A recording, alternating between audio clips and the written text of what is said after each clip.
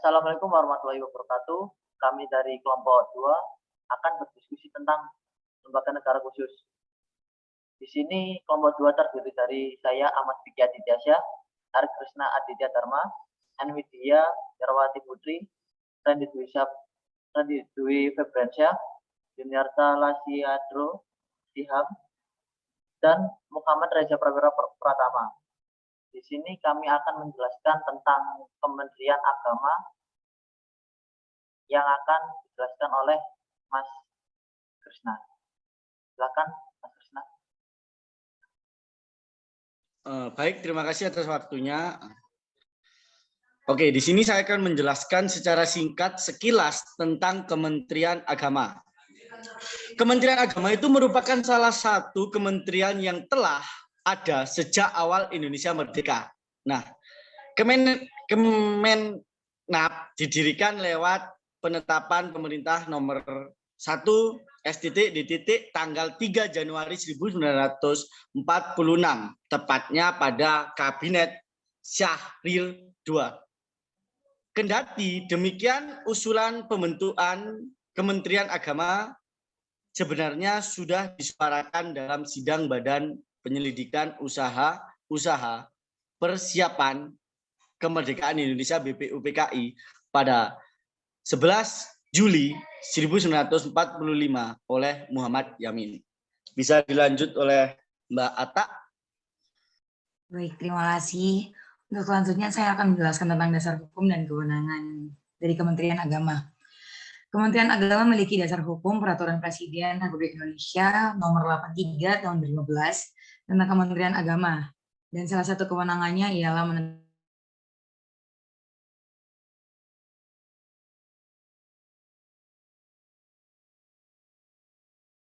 Silakan. Baik, terima kasih.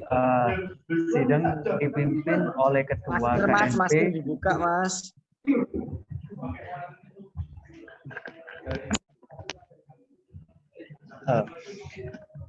Baik, terima kasih. Sidang dipimpin oleh Ketua KNP Sultan Syahrir dengan agenda membicarakan laporan Badan Pekerja BP KNP, pemilihan keanggotaan Ketua Wakil Ketua 8 TPP KNIP yang baru dan tentang jalannya pemerintahan. Dikutip dari situs resmi Kementerian Agama dalam sidang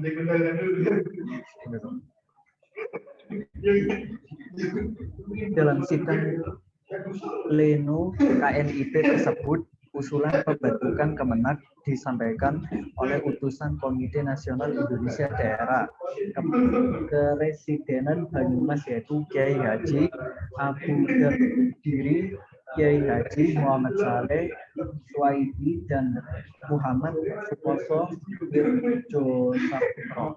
Mereka adalah anggota KNI dari partai politik Masyumi. Supaya dalam negeri Indonesia yang sudah merdeka ini, janganlah hendaknya urusan agama hanya disambilkan kepada Kementerian Pendidikan, Pengajaran, dan Kebudayaan saja, tetapi hendaklah Kementerian Agama yang khusus dan tersendiri. Kata sang juru bicara Kiai Haji Muhammad Saleh Suwaidi, dikutip dari situs resmi Kementerian Agama. Bisa dilanjut. Di sini saya akan menjelaskan fungsi yang pertama, yaitu perumusan, penetapan, dan pelaksanaan kebijakan di bidang bimbingan masyarakat Islam, Kristen, Katolik, Hindu, Buddha, dan Konghucu, penyelenggaraan haji dan umroh, dan pendidikan agama dan keagamaan. Di sini yang dimaksud adalah Kementerian Agama memberikan suatu bimbingan terhadap masyarakat beragama guna untuk bisa melaksanakan ibadah menurut kepercayaan yang dianut masing-masing agama. Bisa dilanjut untuk fungsi yang kedua. Baik, terima kasih untuk Mas Vicky. Setelah ini saya akan menjelaskan tentang fungsi yang kedua, yaitu pengelolaan barang milik atau kekayaan negara yang menjadi tanggung jawab Kementerian Agama. Pedoman ini dimaksudkan sebagai acuan yang baku bagi seluruh satuan kerja pada Kementerian Agama dalam melaksanakan pengamanan terhadap barang milik negara yang berada dalam penguasaannya masing-masing.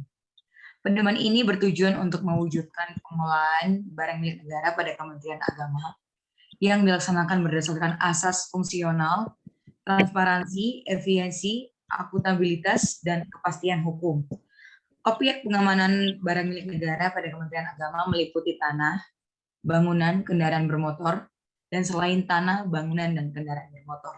Untuk selanjutnya bisa dilanjut oleh Mas Reni. Silakan. Baik, terima kasih Mbak Atta. Untuk fungsi yang selanjutnya atau fungsi yang ketiga yaitu fungsi pengawasan atas pelaksanaan tugas di lingkungan Kementerian Agama.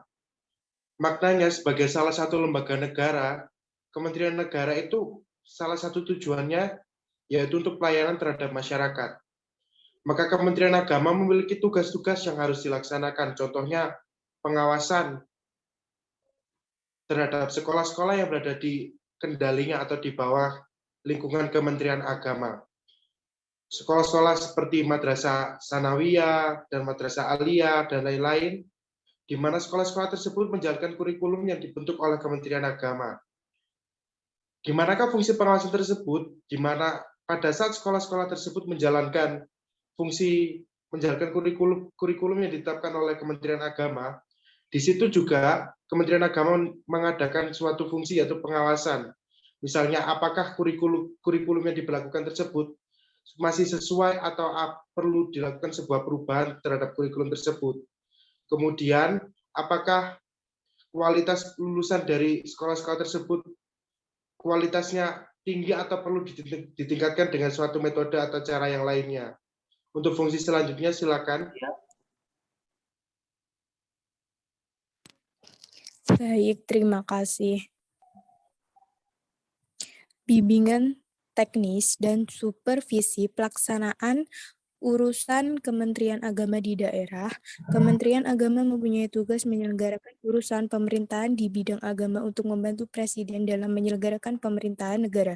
Bimbingan teknis supervisi bagi fasilitator daerah diharapkan para pemahaman yang sama dan utuh tentang pelaksanaan fungsi, rumusan, penetapan, dan pelaksanaan kebijakan di bidang bimbingan masyarakat Islam, Kristen, Katolik, Hindu, Buddha, dan Konghucu, penyelenggaraan haji dan umroh, dan pendidikan agama dan keagamaan. Koordinasi pelaksanaan tugas pembinaan dan pemberian dukungan administrasi kepada seluruh unsur organisasi di lingkungan Kementerian Agama. Pengelolaan barang milik atau kekayaan negara yang menjadi tanggung jawab Kementerian Agama, pengawasan atas pelaksanaan tugas di lingkungan Kementerian Agama, pelaksanaan bimbingan teknis dan supervisi atas pelaksanaan unsur Kementerian Agama di daerah. Selanjutnya akan dijelaskan oleh Mas Krisna.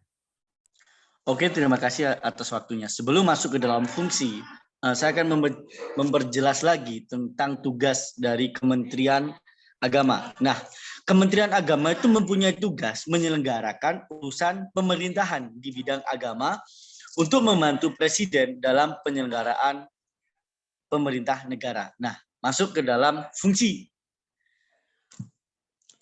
Ada pelaksanaan kegiatan teknis yang berdasarkan nasional. Di sini saya ambil contoh tentang kegiatan Jambore, kemah bakti antar lintas agama. Beranggotakan ada agama Islam, Kristen, Hindu, Buddha, Konghucu, dan Katolik. Yang berdasarkan itu kerukunan umat agama, ya kan? Saling toleransi, menghargai. Memang berbeda-beda suku, agama, tetapi tetap Indonesia. Dalam Undang-Undang Dasar 1945, kerukunan dan toleransi antar umat beragama terdapat pada pasal 29 di ayat 1 dan 2 Undang-Undang 1945. Dasar hukum yang menjamin kebebasan beragama di Indonesia ada pada konstitusi kita, yaitu pada pasal 28E ayat 1 Undang-Undang Dasar tahun 1945. Dalam Undang-Undang Dasar 1945, dalam pasal 28E ayat 1 Undang-Undang Dasar 1945 diatur bahwa setiap orang wajib menghormati hak asasi orang lain. Jadi menghormati dalam beribadah itu tidak boleh mengganggu, saling toleransi itu. Baiklah, sekian diskusi dari kelompok kami. Kurang lebihnya mohon maaf. Saya akhiri. Wassalamualaikum warahmatullahi wabarakatuh.